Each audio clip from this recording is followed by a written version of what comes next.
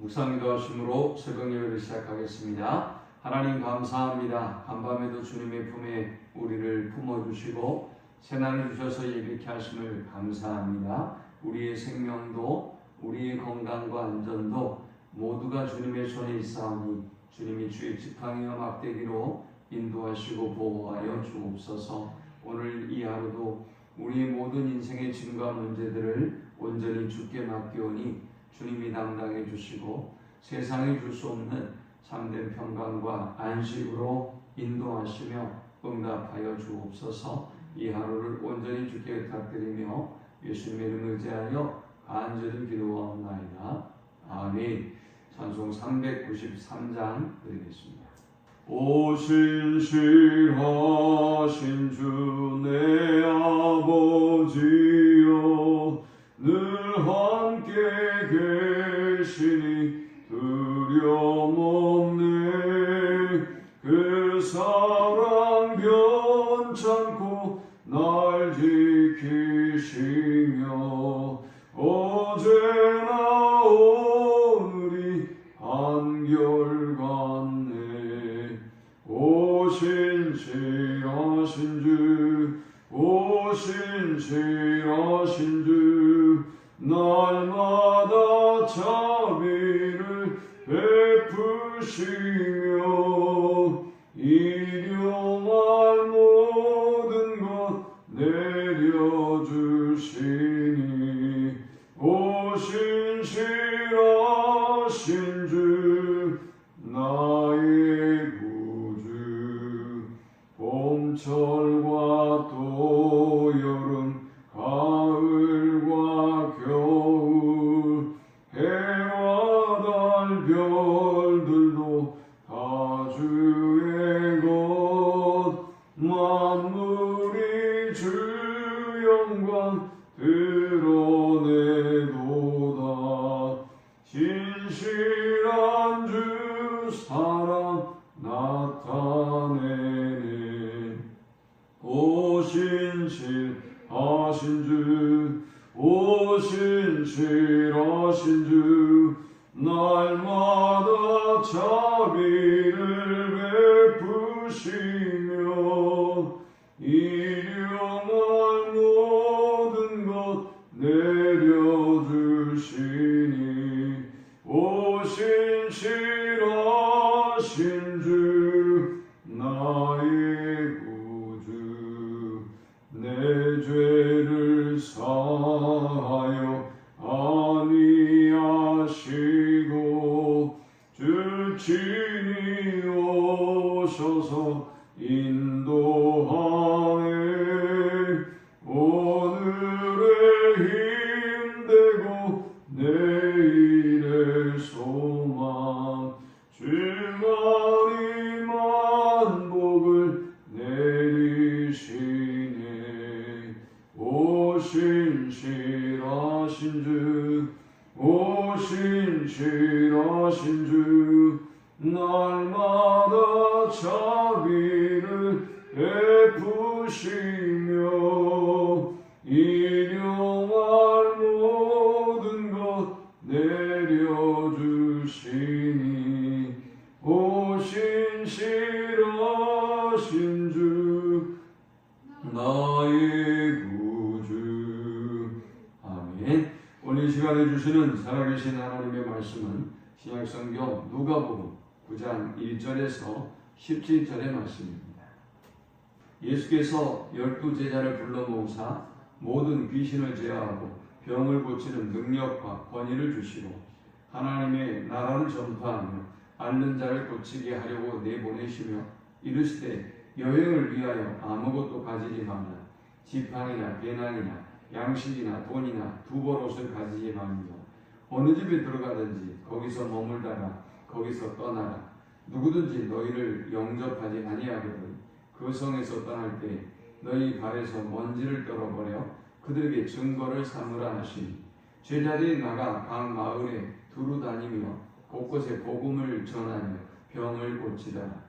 분봉왕 헤롯이 모든 일을 듣고 심히 당황하니 이는 어떤 사람은 요한이 죽은 자 가운데서 살아났다고도 하며 어떤 사람은 엘리야가 나타나갔다고도 하며 어떤 사람은 옛 선지자 한 사람이 다시 살아났다고도 하니 헤롯이 이르되 요한은 내가 목을 베었거늘 이제 이런 일이 들리니 이 사람이 누군가 하며 그를 보고자 하더라.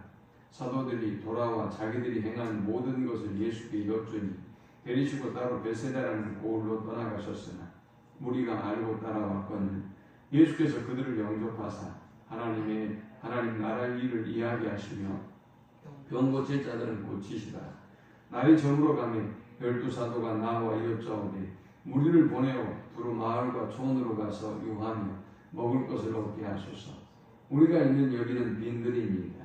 예수께서 이르시되 너희가 먹을 것을 주라 하시니 여짜오되 우리에게 떡 5개와 물고기 2마리밖에 없으니 이 모든 사람을 위하여 먹을 것을 사지 아니하고서는 할 수 없사옵나이다 하니 이는 남자가 한 5,000명 되리라. 제자들에게 이르시되 때를 지어 한 50명씩 앉히라 하시니 제자들이 이렇게 하여 다 앉히니 예수께서 떡 5개와 물고기 2마리를 가지사 하늘을 우러러 축사하시고 떼어 제자들에게 주어 무리에게 나누어 주게 하시니 먹고 다 배불렀더라. 그 남은 조각을 12바구니에 거두니라. 아멘. 예수님은 12제자들을 부르시고 그들에게 어떤 특별한 훈련을 마치고 나서 사명을 감당하게 하시는 것이 아니라 주님이 부르시고 그리고 제자들은 순종했고 바로 그들에게 마치 인턴을 하듯 이들에게 가르치기도 하시고 이들을 직접 파송하셔서 하나님 나라를 위하여 일하도록 하셨습니다. 주님은 오늘 이 본문을 통해서 제자들을 파송하시면서 그들에게 권세와 능력을 주시고 권위를 주셨음을 말씀하고 있습니다. 그래서 그 무엇도 의지하지 말고 오직 하나님의 힘과 능력에 의지해서 그들의 사명을 감당할 것을 부탁하고 있습니다. 오늘 우리는 이 본문을 통해서 3가지 영적 교훈 묵상과 함께 은혜를 나누려고 합니다. 이 본문이 주는 첫 번째 영적 교훈은 하나님의 사람들은 오직 하나님의 능력과 힘을 의지하고 그의 능력으로 일해야 한다라는 것입니다. 주님은 3절에서 제자들에게 두보로또 가지지 말고 또 지팡이나 배낭이나 양식이나 돈을 가지지 말 것을 말씀했습니다. 이것은 아주 극단적으로 하나님만 의지하라는 것이지요. 그러면서 그들이 하나님의 일을 감당할 때 환영해 주는 일만 있는 것이 아니라 배척하는 일도 있을 것을 말씀했습니다. 4절에 보니까 어느 집에 가든지 거기서 머물다가 거기서 떠나라. 누구든지 너희를 영접하지 아니하거든 그 성에서 떠날 때 너희 발에서 먼지를 떨어버려 그들에게 증거를 삼으라 하시니 했습니다. 어떤 집에는 갔는데 예수님의 제자들을 환영하는 집이었겠죠. 그런 집에서 머물고 그리고 또 머물다가도 떠나야 한다라고 말씀했습니다. 우리가 이렇게 사명의 길을 가다 보면 환대해 주는 사람과 오래 있고 또 그곳에 더 오래 머물고 싶은 마음이 인지상정일 텐데 주님은 하나님의 사람들이 그렇게 인간의 정에 혹은 편안함에 매이기를 원치 아니하셨던 것입니다. 그리고 이제 또 5절에는 보니까 영접하지 아니하는 사람도 있다고 했습니다. 영접하지 아니할 때는 발에서 먼지를 떨어버려서 증거를 삼아라 라고 이야기했습니다. 유대인들이 발에 먼지를 터는 습관이 있었는데 이 습관은 이방인들의 도시에 여행을 하고 돌아올 때 그 이방인의 부정함을 털어버리기 위해서 먼지를 털어버리는 습관이 있었던 것입니다. 그런데 예수님의 제자들이 가서 복음을 전하고 하나님 나라를 위해 일할 때 배척하는 사람들을 만나면 이렇게 먼지를 털어버리라고 했단 말이죠. 발의 먼지를. 그것은 꼭 무엇을 의미합니까? 그들을 이방인처럼 여기고 그 모든 일들은 하나님께 맡기고 묵묵히 사명의 길을 걸어가라라는 것입니다. 때로는 환영을 당하기도 하고 때로는 배척을 당하기도 하지만 그런 것들에 매이지 아니하고 하나님의 나라를 전파하는 일에 힘써야 한다는 것입니다. 오직 하나님의 권능과 능력으로 일할 때 6절에 보니까 제자들이 나가 각 마을에 두루 다니며 곳곳에 복음을 전하며 병을 고치더라 했습니다. 주님의 말씀대로 그들이 하나님의 능력과 권위와 권세에 힘입어서 일할 때 놀라운 기적이 일어났고 복음은 전파되고 하나님의 나라는 확장되어 갔던 것입니다. 두 번째 우리가 이 본문을 통해 얻을 수 있는 영적 교훈은 복음은 어떤 세상의 능력과 권세도 두려움에 떨게 한다라는 것입니다. 사실 교회처럼 복음처럼 믿는 사람들처럼 무기력한 사람들도 없죠. 이전에 9절을 보면 9장의 전반 우리가 9장 1절에서 6절까지를 보니까 이들은 뭐 세상에 가진 게 아무것도 없잖아요. 오직 하나님의 나라와 하나님의 영광을 위해서 그냥 아무것도 소유하지 않은 채 그저 하나님 나라를 선포하고 있는 것뿐입니다.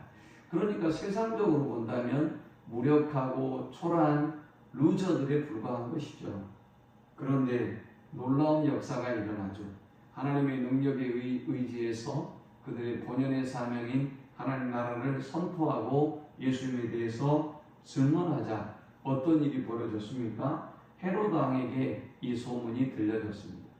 우리가 기억해야 할 사실은 이들이 직접 헤로드 왕을 만난 것은 아니지 않습니까? 그들은 그들 나름대로 그들의 현장에서 그들의 사역에 최선을 다했을 뿐입니다.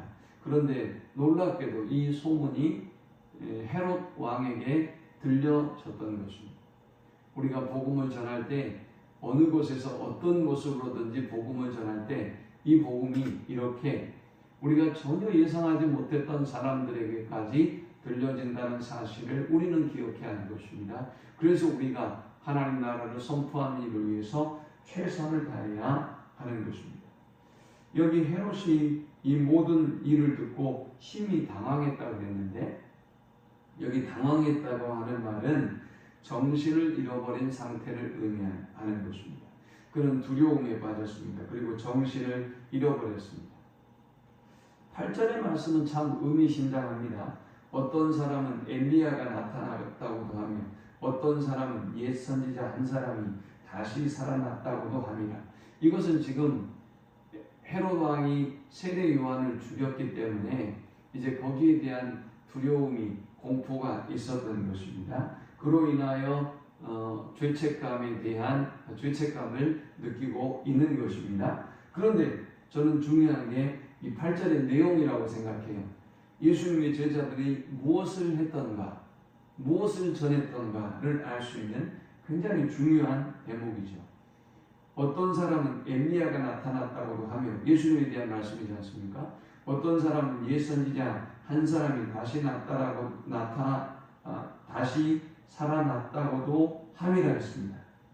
예수님에 대해서 이제 그들은 전파했고 헤롯 왕도 예수님에 대한 관심을 갖게 되었습니다. 그리고 9절에 보니까 누군가 하며 그를 보고자 하더라 했습니다. 이 사람이 누군가 하며 그를 보고자 하더라. 우리가 복음을 전할 때 꼭 전해야 될 것은 바로 예수 그리스도라는 초점을 놓치지 않아야 한다는 것을 우리는 헤롯의 반응을 통해서 잘 알게 됩니다. 그런데 사실 힘으로 본다면, 가진 것으로 본다면 그 예수님의 제자들과 예수님의 비교해서 헤롯 왕은 절대 권력자이죠. 그럼에도 불구하고 힘과 권세와 능력을 가지고 있는 그들도 이 복음 앞에, 예수님 앞에 두려움에 떨고 있는 것을 보게 됩니다. 세상에 어떤 사람도 아무리 돈이 많고 아무리 권력이 많아도 하나님에 대한 두려움을 가지고 있죠. 하나님 나라에 대한 두려움을 가지고 있고 천국에 대한 두려움, 그리고 심판에 대한 두려움, 죽음에 대한 두려움을 가지고 있습니다. 그러므로 우리는 하나님의 나라의 복음을 열심히 전파하는 일에 힘써야 하겠습니다. 마지막 세 번째 우리가 이 본문을 통해 얻을 수 있는 영적 교훈은 우리의 불완전함을 알고 주님과 깊은 교제와 동행의 삶을 살아야 한다는 것입니다. 예수님이 제자들을 데리고 벳세다 광야로 갔고 그리고 많은 무리가 예수님께 또 몰려왔습니다. 5,000명이나 되는 무리가 몰려들었고 그리고 예수님은 그들에게 하나님 나라에 대하여 선포하셨습니다. 문제는 12절에 날이 저물었고 이제 먹을 것이 없는 상황이 되었습니다. 제자들은 예수님께 이들을 돌려보내서 마을에 가서 먹을 것을 얻게 해야 할 것 같습니다 라고 보고했습니다. 그들은 상황을 너무 잘 알고 있습니다. 우리는 빈들에 있습니다. 우리에게 있는 것은 13절에 오병이어입니다. 그리고 대책도 알고 있습니다. 이들을 마을로 돌려보내서 그들이 거기서 먹을 것을 얻게 해야 할 것 같습니다 라고 전했습니다. 그런데 주님은 13절에 전혀 엉뚱한 반응을 보입니다. 예수께서 이르시되 너희가 먹을 것을 주라 하시니 했습니다. 주님은 너희가 먹을 것을 이 사람들에게 나누어 주어라 라고 말씀했고 제자들은 그 말씀대로 순종했습니다. 그리고 나니까 5,000명이나 되는 사람이 먹고 이 5,000명은 유대인의 숫자의 기준으로 남자만 헤아린 것이기 때문에 최소 15,000명, 2만 명이지 않습니까? 이들 모두가 먹고 난 이후에 12광줄이나 남게 되는 기적이 나타났습니다. 그런데 이 제자들이 어떤 제자들입니까? 지금 6절처럼 그들은 복음의 능력을 경험하고 권세 있는 사역을 했던 사람들입니다. 복음을 전하고 병을 고치고 하나님의 역사를 손수 자신들이 목격한 것뿐만이 아니라 손수 자신들이 행했던 사람들입니다. 그런데 그럼에도 불구하고 그들은 이 벳세다 광야에 먹을 것의 문제 앞에서는 예수님이 마치 없는 것처럼 계시지 않는 것처럼 그들은 생각하고 판단하고 또 대안을 세웠습니다. 무리들을 보면 어떨까요? 5,000명의 무리는 과연 지금 남아있는 이들은 어떤 사람일까요? 아마 제 생각에는 5,000명보다 더 많은 숫자들이 있었을 거라고 생각이 듭니다. 그런데 그 중에 이제 해가 저물고 그리고 먹을 것을 해결해야 되고 자신에게 어떤 처지와 형편이 닥쳐올지 몰라서 계획하고 걱정하는 사람들은 이미 지금 떠나갔을 것입니다.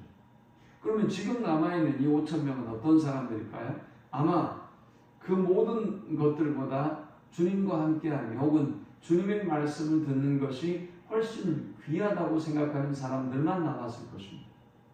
또 설령 자기들에게 어떤 문제와 어려움이 닥쳐와도 주님이 해결해 주실 것에 대한 믿음을 가지고 있는 사람들이 지금 주님의 말씀을 듣고 있는 5,000명이었을 것입니다. 그런데 여기에 대조적으로 제자들은 주님과 동행했던 사람들이고 기적을 행했던 사람들이고 능력을 행했던 사람들이지만 정작 이 문제 앞에서는 마치 주님이 계시지 않는 것처럼 주님이 이 문제를 해결하실 수 없는 것처럼 생각합니다.